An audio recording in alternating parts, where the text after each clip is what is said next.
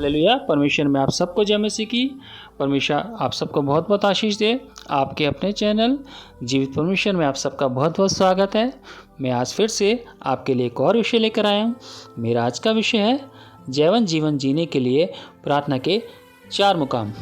आइए इस विषय पर चिंतन मनन करते हैं और देखते हैं कि परमेश्वर हमारे लिए इसमें क्या कहता है। परमेश्वर का वचन यूहन्ना अध्याय 14 और उसका 21 और 23 वचन हमसे यह कहता है, जिसके पास मेरी आज्ञा है और वह उन्हें मानता है वही मुझसे प्रेम रखता है, और जो मुझसे प्रेम रखता है उससे मेरा पिता प्रेम रखेगा, और मैं उससे प्रेम रखूँगा और अपने आप को उस पर प्रकट करूँगा।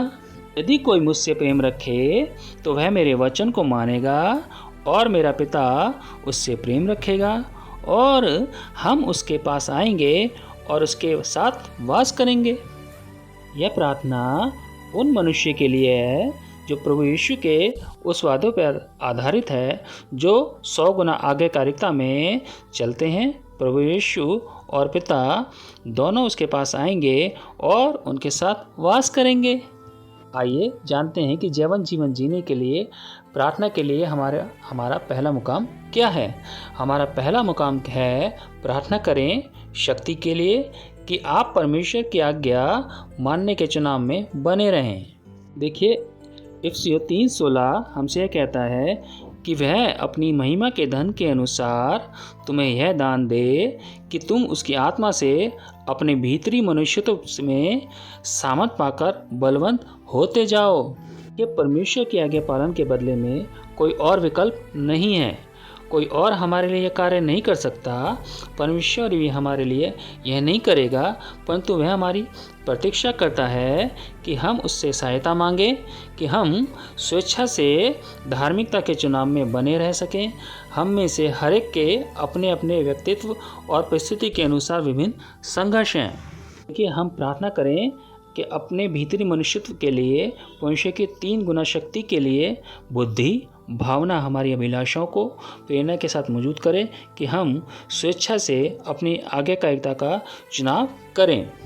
लूका अध्याय 22 का उसका 45 और 46 वचन हमसे यह कहता है कि जब वह प्रार्थना से उठा और अपने चेलों के पास आकर उन्हें उदासी के मारे सोता पाया और उनसे कहा, क्यों सोते हो, उठो प्रार्थना करो कि तुम परीक्षा में ना पड़ो।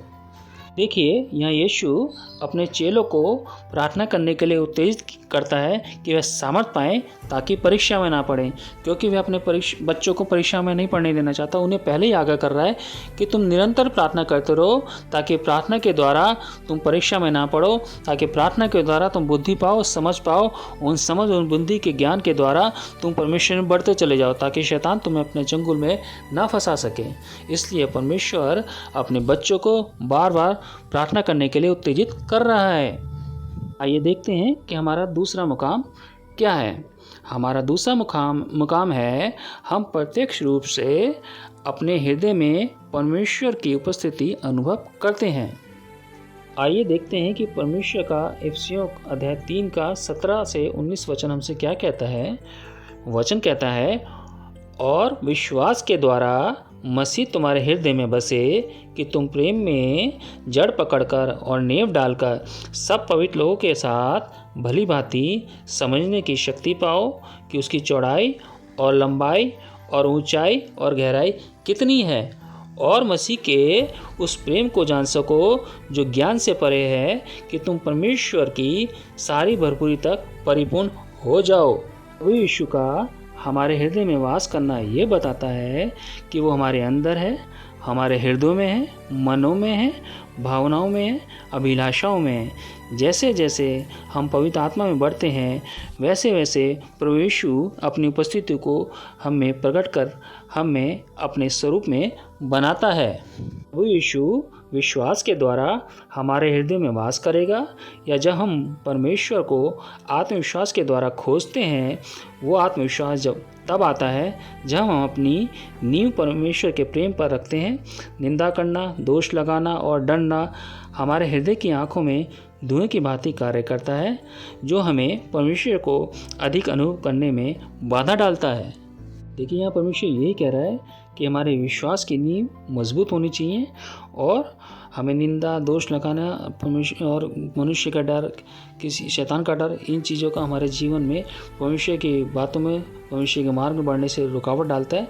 इसलिए हम दिलेरी के साथ परमेश्वर के प्रेम में बढ़ते चलें और अपनी नींव को परमेश्वर में मजबूत कर लें। और ये तभी हो सकता है जब हम परमेश्वर की उपस्थिति में बैठें और उसकी उपस्थिति में हम उसकी महिमा को जान सकें, उसकी प्रेम की गहराई को जान सकें। परमेश्वर आपको सबको आशीष दे।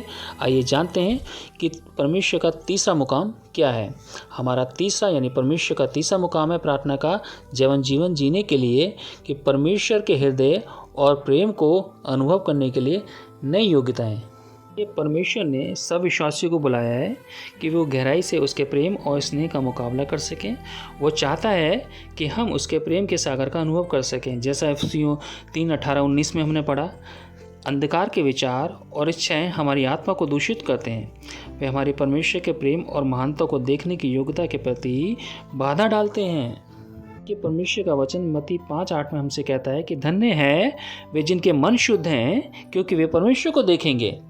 आप परमेश्वर कह रहा है मन शुद्ध होने से मतलब है किसी के प्रति हमारे मन में, दिलों में मैल नहीं है। हमारा मन हृदय से परमेश्वर के वसीले से भलाई करने के लिए अग्रसर रहता है, भलाई करने के लिए हमेशा उत्सुक रहता है। जैसे हमारा बेस, हमारा आधार परमेश्वर का वचन का क्या है? बाइबल का आधार क्या है? भलाई के, यानी परमेश्वर हमको भलाई करने के लिए कहता है। तो जब हम भलाई के लिए अग्रसर रहते हैं यानी मन शुद्ध है, जिसका मन शुद्ध है वही भलाई करने के लिए आगे बढ़ेगा, वही परमेश्वर के कार्य करने के लिए आगे बढ़ेगा।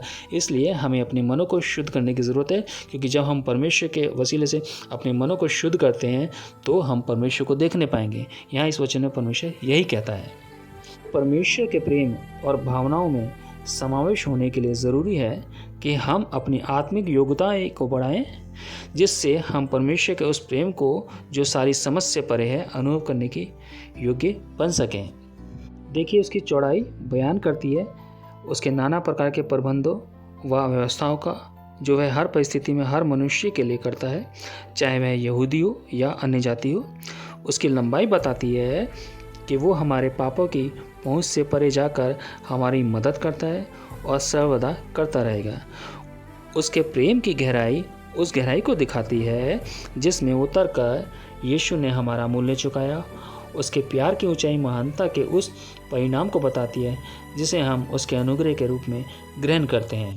देखिए परमेश्वर हमारे लिए हर समय मदद के लिए, सहायता के लिए खड़ा है। सिर्फ हमें परमेश्वर को पुकारना है और यीशु मसीह हमारे पास दौड़ा चला आएगा, क्योंकि वो अपने बच्चों से बहुत प्यार करता है।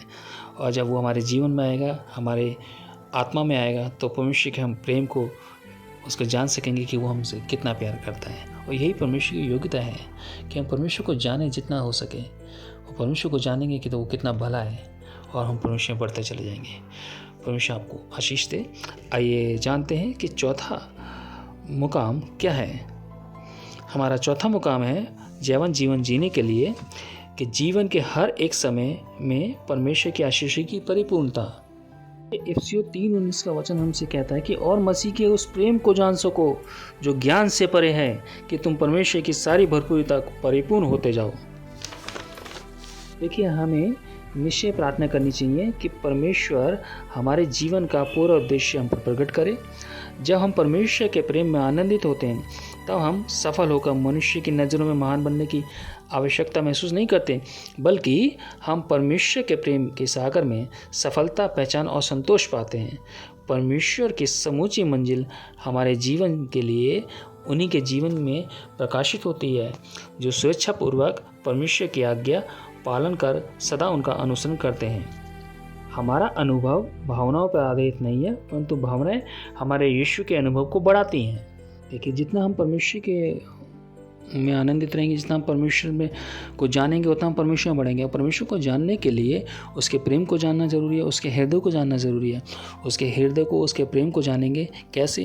जब हम परमेश्वर की उपस्थिति में बैठेंगे। जब हम परमेश्वर की उपस्थिति में बैठेंगे तो परमेश्वर को गहराई से जान सकेंगे, उसकी लंबाई को, उसकी चौड़ाई को, उसकी गहराई को, उसके प्यार को जान सकेंगे।